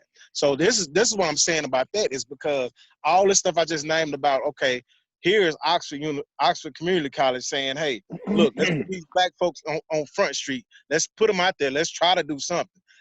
Name one thing Mississippi State has done. And if I'm not mistaken, I might be wrong in this, but I know it's around about the same time. Because we're both doing a black alumni weekend. Mississippi State and Oxford does that. I'll say if I'm wrong, I'm wrong. But I think Oxford was doing it first, to be honest with you. So it's like that's what I'm talking about. I'm not talking about and then you say, like, I went to a Duty Noble game with my boy Jay Money. Y'all know inside peanut butter, outside jelly. Y'all know my man. Right. We went to a baseball game. We had chairback seats from the president's office because his wife worked at the president's office, got us tickets. We just I made a Facebook post about this, put it in the group, in the country club. So I'm sitting there. We sitting there and, hey, excuse me, how did y'all get them tickets? Like, and we like, what? we just want. And like, no, dog. We can't get tickets like everybody else around this mug get tickets. I mean, like, what was it about? Of course, we were surrounded. It was like 2 flies and a whole bunch of buttermilk. So we just sitting there and they questioning us about how we get. Like, and thing about it, we got them free. Through, like I said, she worked in the president's office directly in the same office with Keena. And so, but the thing about it, I've always said, Ole Miss is out front with theirs. They are out front with theirs. Like, hey, we don't like y'all. We have a culture of this. Mississippi State just hide there. That's it. I mean, it's there. It's potent. But, I mean, they just don't hide it. I mean, they hide it. And like I said, with the thing like the flag thing, I made the post that you're talking about. I said, okay, Mississippi State is like, nah, y'all good. Y'all straight. We don't need to do nothing. That's their thing. It ain't like, oh, niggas, y'all don't need this. You don't need that. And that. They just sit back and don't do nothing. And I mean, at least Oxford is, saying, hey, okay, you want a garden? Hey, here you go. Here's your garden and stuff. Here's your thing. I mean, now with the garden thing, that could be like, hey, I'm throwing you a bone here, chew it up. But at the same time, it's still, you can still, in one end, consider it as a step in that direction to having some kind of representation. Because, like, driving around Mississippi State, what you see that represents Negroes? Nothing, because they tore down the black fraternity houses, right? No, it's not torn down. They use them for something else. And the thing with fraternity houses, you have to occupy those, and you have to pay money toward those. Didn't they get rid of them for the alumni house or something like that?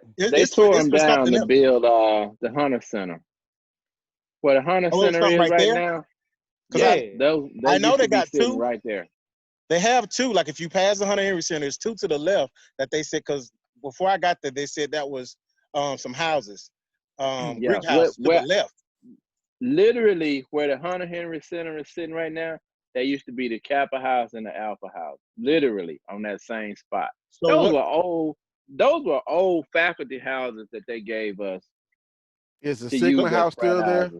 No, the Sigma House was falling in. No, down the street. It was further down the street. Yeah, it was down there by three little houses. The Kappas, the Alphas, and the Qs had little houses. Old faculty houses that they gave us to, use as frat houses or whatever. But, progress. I never really had a big issue with that because those houses were old. They tore them down to build a new facility. Well, no big deal. Now, see, when it comes to all that stuff, that's my only question when it comes to, like, housing. I know that's not going to be a conversation right now, but just my only conversation about when it comes to housing, who's paying for it? That's it. Now, Ken, I'm gonna say this. I don't fool with tokenism like that. All of that. Well, we go give y'all this so that we can give the appearance that we trying to do whatever. I mean, it's cool to a certain extent. But have you ever seen the movie Inglourious Bastards? No. How the hell did you not see it? Whatever. Because I didn't watch it. You need to. Okay, for you to supposed to be a funny guy with a sense of humor, I don't know how you hadn't seen that movie, but that's beside the point. So in Inglourious Bastards, I put it this way: I tried to. I didn't make it, but I tried again for you. It's a good movie. It's worth it. So there's a part where when they catch the Nazis, they always ask them. They say, "What are you gonna do with your uniform when the war is over?" And the person always say something to the effect of, well, I'm going to get rid of the uniform. I'm going to burn it. I ain't never going to wear it no more. And they be like, you know what? We can't much abide by it because we like for when we see our Nazis to be able to identify them. So we gonna give you a little something that you can't get rid of. And they would take and they would carve a swastika into their head. And that's the way that I am with my racists. I like my racists where I can identify them. I don't like the hippie liberal racists who, you know, they talk about all these progressive ideas, but then again, they ask you, how did you get to Mississippi State? All that type of bull jive, because they still feel as though in their heart of hearts that you still a low-life African-American. So, like I said, I prefer my racists to be like, what, Jeremiah? No, I'm just speaking as keep this under 30 minutes, Jeremiah. Go ahead. No, I was just saying, speaking as an African-American educator, I think we definitely know about that. Now, you've worked primarily, I guess, in mostly African-American spaces, but I guess as an African-American teacher, I still can remember being at a training this year, and I think a lady asked me what grade I taught. I was like, oh, you know, I teach second grade. And she was like, you know, hey, what are you, like, you a health teacher? I'm like, what? A health teacher. Mind you, health is normally something you don't see until like high school. So it's hard for them to fathom in their mind that you actually teach an actual subject and teaching kids something. Yeah, I mean, I get that all the time. I get that all the time. Well, you are a health teacher, though. Who? You. I've never taught health in my life. Okay, what do you teach? Out special education and theater. Like I was my past few years. I mean, last year I was special education. I've done special education most of my career, and theater the other part of my career. All right. Well, theater isn't a real subject. Ooh, wow. Oh my God! You teach kids how to exit stage left and stuff like that. It's more real than health. You are awarded no points. I disagree with you. Theater is a real subject, sir. It's a real art form. Just speaking on the science of teaching and how that goes, I think like AJ teaches social studies, and like me at the elementary level. What to do? What? Anyway. Well, I'm gonna go down that part of the rabbit hole. But you know, like being elementary, you're teaching kids how to. So say like this year, I had to focus on early reading. You're teaching kids how to sound out words. I never had to do that in my first couple of years. But being a teacher and like the craziness that people put into it and being skilled at it, it's so many programs, so many this, and being a black male teacher, being able to do that. For one, it's normally women at the elementary level, and then at the same time being a black male. Like I'm telling you, if you go out and look for the experts in the field, you will find hardly no black males when it comes to teaching anything. When it comes to maybe math or something like that, when it comes to reading, you see very few. It's like they don't think you have the capabilities to do it. Now males do tend to stray toward like math and certain subjects like that, but you just don't see that. Like in just the statements that people make, they just can't believe that you'll be good at teaching it. So it's like those little things like that. But right. Go ahead, Gabe. That's right. That's exactly my point, Jeremiah. What y'all are describing and what KVF just described sitting at the baseball game, in the corporate world, they call those microaggressions. Of course. That's the word for it, meaning people effing with you for basically no reason. You know, they're trying to make up a reason, but they're basically just effing with you, usually for some reason because you're black or you one of the few or a minority or a woman or something like that. Because if KVF could have hit an old woman in the head and stole those tickets to the baseball game. But if he had been white, nobody would have ever questioned why he was sitting there. He could have been an absolute serial killer who stole the tickets and came to the game to pick out another serial killer victim. But because he was black, you know, it ate him up. It ate them up. And I was sitting there with them. They just couldn't help themselves. How'd you get those tickets? You know, we just curious because I guess you got on an orange shirt. Yeah, that's why. You're a black guy. You're not used to seeing people with orange shirts. Black guy, you got these good tickets. Cause I had a coworker. The first day of school, like before the students even came, he say, "You went to Mississippi State. How you get to Mississippi State?" I was like, "Bitch, I got a certain ACT score, and I applied, and apparently I got accepted because I met the requirements to get in. They're like, no, that's not what I meant. I meant, you from Greenville. Why did you go to Mississippi State and go instead of going to like Valley or Delta State? What? If I were a white person from Biloxi, nobody would question Never why been a I didn't question. go to. Nobody would question, well, why didn't you go to Southern Miss. Yeah, why didn't you go to Southern Miss? Why didn't you go to William Carey? Why didn't you go to Belhaven? All these different places. I was a white person from anywhere in the state of Mississippi. He wouldn't have thought anything of the fact that I went to Mississippi State, but because You I'm can pick black, any school you want to if you're white, huh? yeah, Yeah. because I'm black, the question is, how come you didn't go to Valley? Now, Well, maybe they're assuming you're selling out like all these other people who went to these Bruh, HBCUs. we do not have enough time to talk about this. We should have talked about it. Oh my God, we should have talked about it. We do not have enough time. I told y'all that this was gonna happen. We do not have enough time, but people. But AJ, that same thing happened to me. That's like high school experience for me. I ended up, everybody, a lot of people know my story. I went to Russ for 2 years. Then I transferred to Mississippi State. And when I got there, out of my class, easily 10 white people at Mississippi State, like my classmates. I'm like, man, you go here, you go here, you go here. 3 brothers. My roommate, who was my best friend growing up, was there. And one of my friends that played football. He played football at State. Other than that, but growing up, all they taught me was, hey, Valley. Go to Valley. Go to Mississippi Gulf Coast. You know, that's all they taught me. It was like, go to these schools. I'm like, nobody told me how easy it was getting got dog on Mississippi State. I'm like, I'm smart enough for State. That ain't nothing. But they scared. They try to, tell us that, hey, you need to go to a smaller school and all this other kind of crap. And I'm like, when I got to State, it was like, because some people, even with the other, the debate, you're just a number at Mississippi State. Man, I said, man, I can call my professor right now. What are you talking about? I wasn't just a number. People, you never been to a PWI. So you're sitting here telling me how it is over there, but you've never, ever been there before. It's crazy. Right. See, I'm gonna start talking about Look, that. My man, bad. look. Where's Ooh, Derek? don't make me go there. Don't make me go there. Where's Derek to make sense of all this? I'm Hey. rocking back and forth right now. Hey, Don't make me go there. Hey, look. My bad. My bad. I took it from my counselor to these HBCU argument. My bad. Yeah. Y'all know I'm from Ooh. Greenville, and in Greenville, it was the same thing. It was, and even my family, they was like, well, why don't you go to Jackson State? Why don't you go to Valley? Why don't you go to Grambling? Or like the acceptable PWI to go to was Southern Miss. But when I told people that I wanted to go to Mississippi State, they acted like I was Christopher Columbus trying to sail off the face of the earth. And when I first went to Mississippi State for the Minority Student Achievement Program, even I myself was wild when I got there.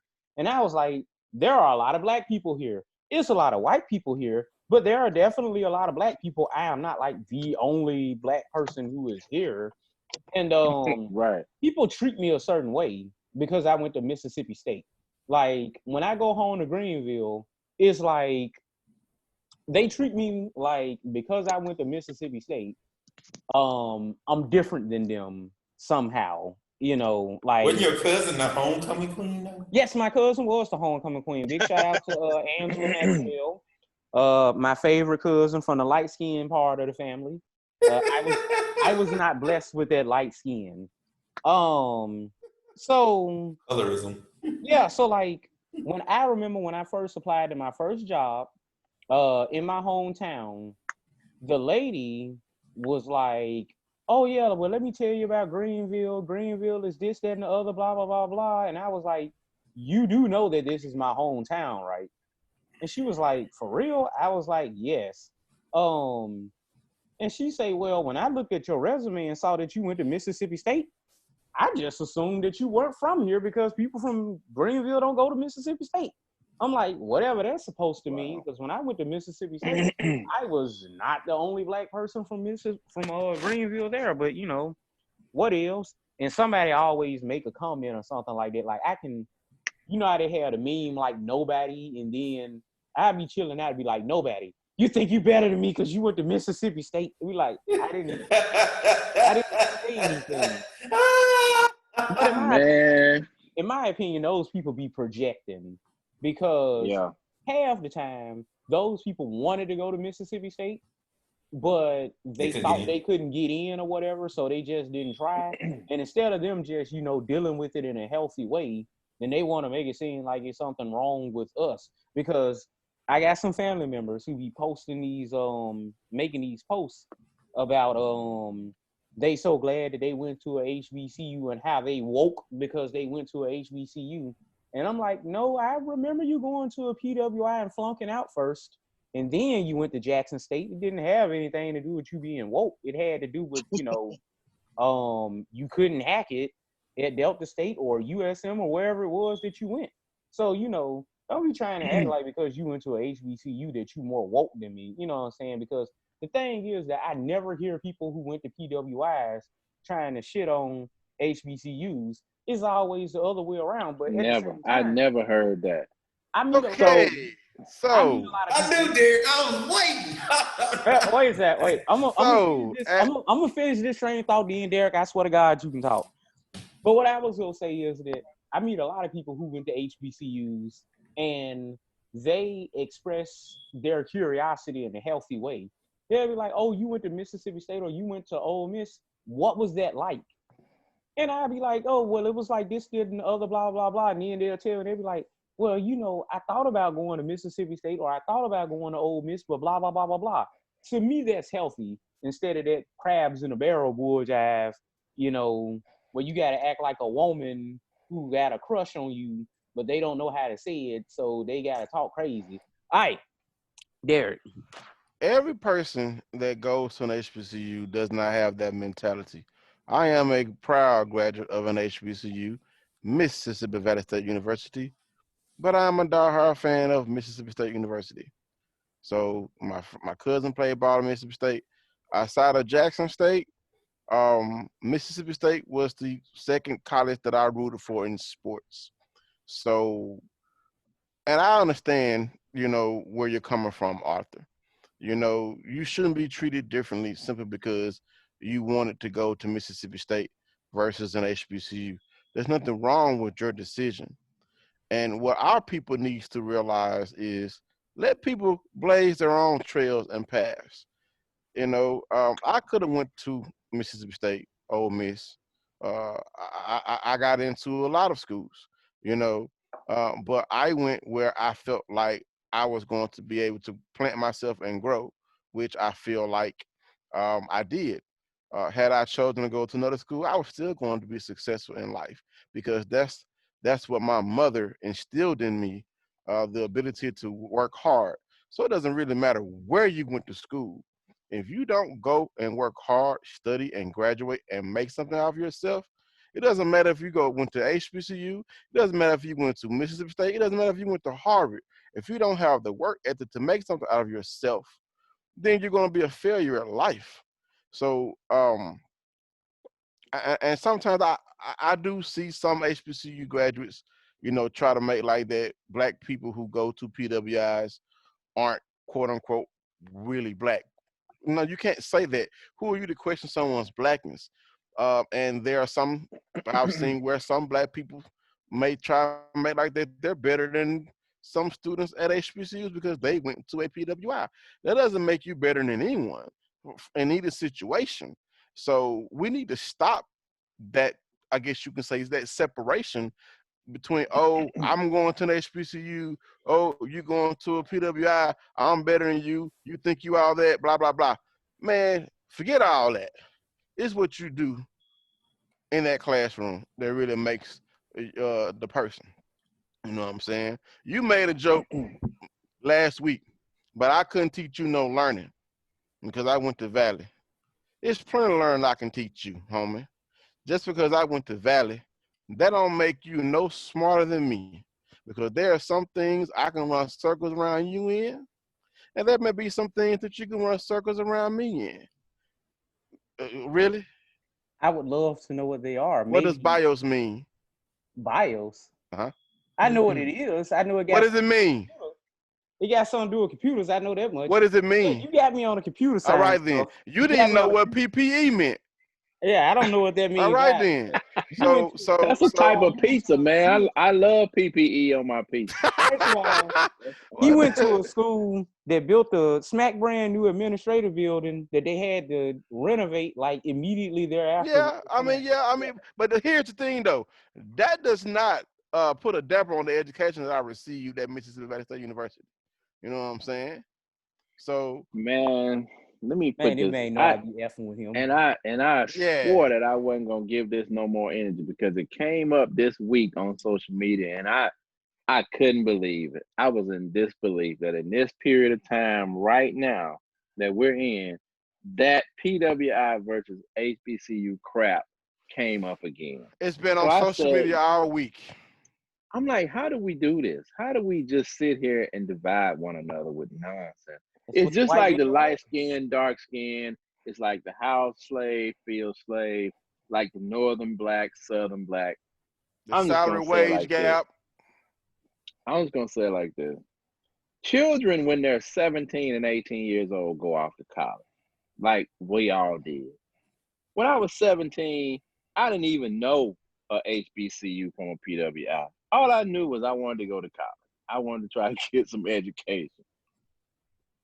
I applied for some schools. I was going to go to Southern Miss. And then in the summer, I decided to go to Mississippi State, literally because it was right at home. I needed to go close to home. That's how I ended up at Mississippi State. And all the years that I spent at State, we road trip to Alcorn, Jackson State. We road trip to Russ College. We went over to Stillman College. I never in my life even thought about the black school versus white school. Exactly. I never thought about it. I never thought about it until like literally a few years ago when all of this arguing or whatever it is came up. And I'm like, okay, both of y'all sit down. I don't care where you went to school at. If a black child is trying to get himself educated and trying to advance himself in this world, how can you possibly have an issue with that? Right. Teenagers don't know about the world like adults. They don't know I got to go to this school or that school or I'm going to be a sellout or whatever. That's so ridiculous. We've got to get past that. And we've got to get past that and cut that nonsense out, man. Because you can't say you're unified if you're still dividing yourself over petty nonsense like that. You know, you're right, Gabe. Right, I mean, so that argument. I gotta bring some sanity to this whole thing because I told somebody who I am not going to name that after we got done talking about this, we wasn't gonna feel like talking about the other stuff, so we should have talked about it first. But I don't know what I'm doing. All right, so we gotta talk about that safety up north. Who was supposed to be headed to Florida State University after he had this whole fiasco with Ole Miss or whatnot. So, and I said that the transition was gonna be trash after such a serious topic. But whatever, I don't know what I'm doing.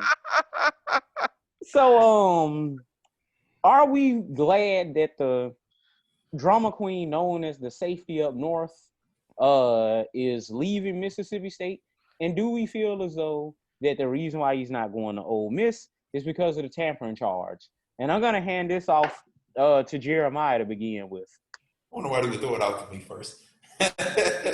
Wait, and also let me state that I got a piece of snapper that has been marinating since yesterday. This call is going on forever. And I know, right? So I'm with you on that, down my brother. to like 1 minute, okay? Nah, man, I think, of course, that's what everybody wants to address is with Judas Jones. And I'm actually friends with him on Facebook, so he may be listening to this once he has a chance to look at it. But I kind of just want to be done with it myself. I'm glad.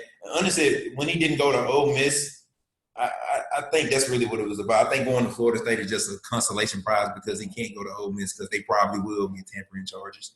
So apparently they said the intel is that Ole Miss shut it down because they probably looked into it and was like, it really wasn't worth it. What's the point of getting two athletes and then you go on probation the next 3 years for a tampering charge, which I'm pretty sure has some pretty serious consequences. So now he just has egg on his face. He can't come back to Mississippi State. He's gonna be looking at how you look at a dude that wore the enemy's colors against Ole Miss.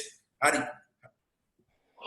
you even do that? So, but yeah, man, I'm glad that he's gone, and because I mean, Kyle, we got one more year of Kylan drama, so hopefully we'll be done with him then too. Anyway. Okay, wonderful. So let's go ahead and kick this thing over to Mr. Derek Thomas.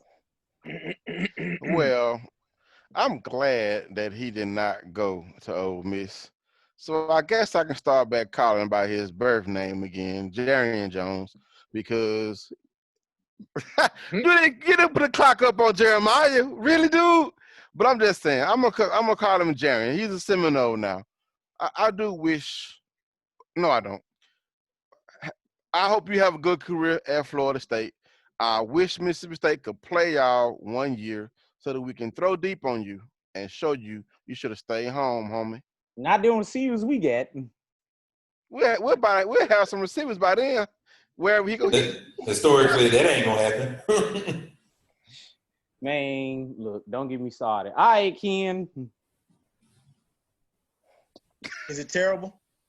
Yes, it is. Sound Keep good. going. All right, well, move on. Yeah. Oh, I would say move on then. You good? All right, all right then. I don't need about 20 seconds. Something's going on with that young man. One of his teammates called him out on social media, called him a drama queen. They always know the inside scoop more than we do. Of course. So he decided anytime you leave Mississippi State and say you want to go to Ole Miss, something is wrong with that equation. I don't care what you say.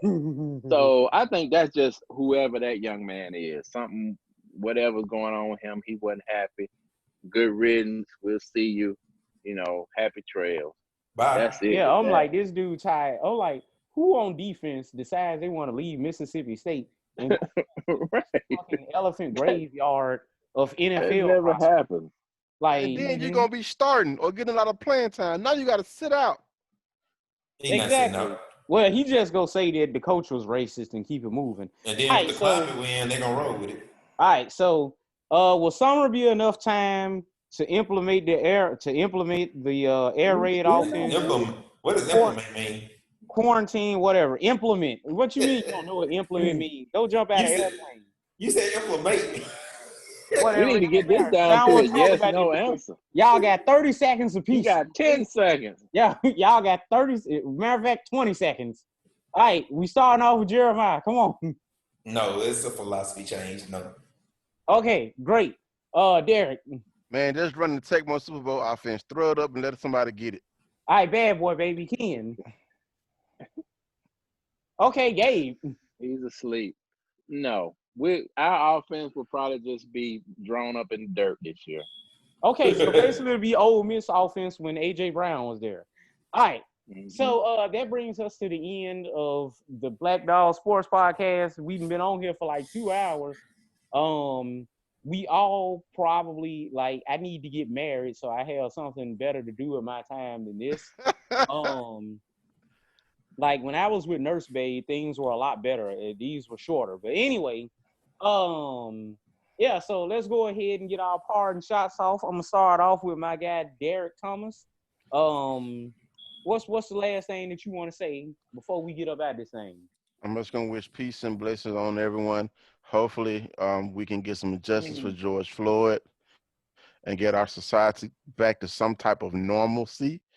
Go out and vote in this presidential election. It doesn't matter who you vote for, just go vote. Right, bad boy. All right, Gabe, what's up? I would love to see our society come together, but I'm just going to say, Black people, stop taking excuses. Stop being scared. Stop being afraid to stand up for your rights. You own them. You deserve them. We've shed blood for them. Stop being scared. Stop taking excuses. Stop letting people tell you but. That's what I gotta say. And let's just see how this turns out. I don't know. All right, bad boy, baby. So, Jeremy, go ahead, give your pardon shots. What do you want to say to America? What are your solutions for this thing? And to be committed, I mean, it's a lot of things people keep. Don't make it just a wave. And I ain't just talking about from the white people standpoint, because I'm not like that person. Like, I go to a majority white church, so don't get it twisted. Like, I ain't trying to say white people this and white people that, but black people and ourselves, we got to be committed. As I wrote on Facebook, telling about a lot of my experiences. Like, we got to be committed. Our athletes say these things, but are they really willing to stick their neck out? Like, a lot of those guys spoke up for Kelp, but they still catch them chicks. So it's like, are we really going to be committed to this? We have to make it where it's more than just a wave. We got to stay committed to the solution. Something like Eric Thomas released a video on Monday where he talked about be committed to the solution, not just the problem. Like, Martin Luther King was committed. Like, it isn't about like just the fact that they did all those things. They were committed to it. People forget about the Montgomery bus boycott. They committed to that for a whole year, walking, helping each other, doing those things. Are we really willing to stay committed? The rioting is going to eventually cease, whether one way or another, whether it's through military intervention or just people want to stop. So are you going to stay committed and do the right things? Are you going to do stuff like raise our kids? Are we going to do things teaching our kids about money? Are we going to do those things and stay committed to it? Because if we don't do that, none of this stuff is for nothing. Okay, great.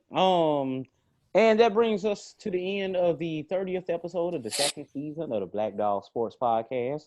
Jeremiah was trying his hardest to keep me away from my red snapper, but thankfully I finally reached the point where I'm going to be able to cook it. I'm gonna have me some little peppers to go along with it, and it's gonna be the bomb. I'm gonna have me some spinach. It's gonna be great. Bad boy, baby. So, in the words of, I would say in the words of Vic Schaefer, praise the Lord and go dogs, but he don't want us no more. He's over on the 40 acres and a mule. So instead, I'm just going to say, hey, bye.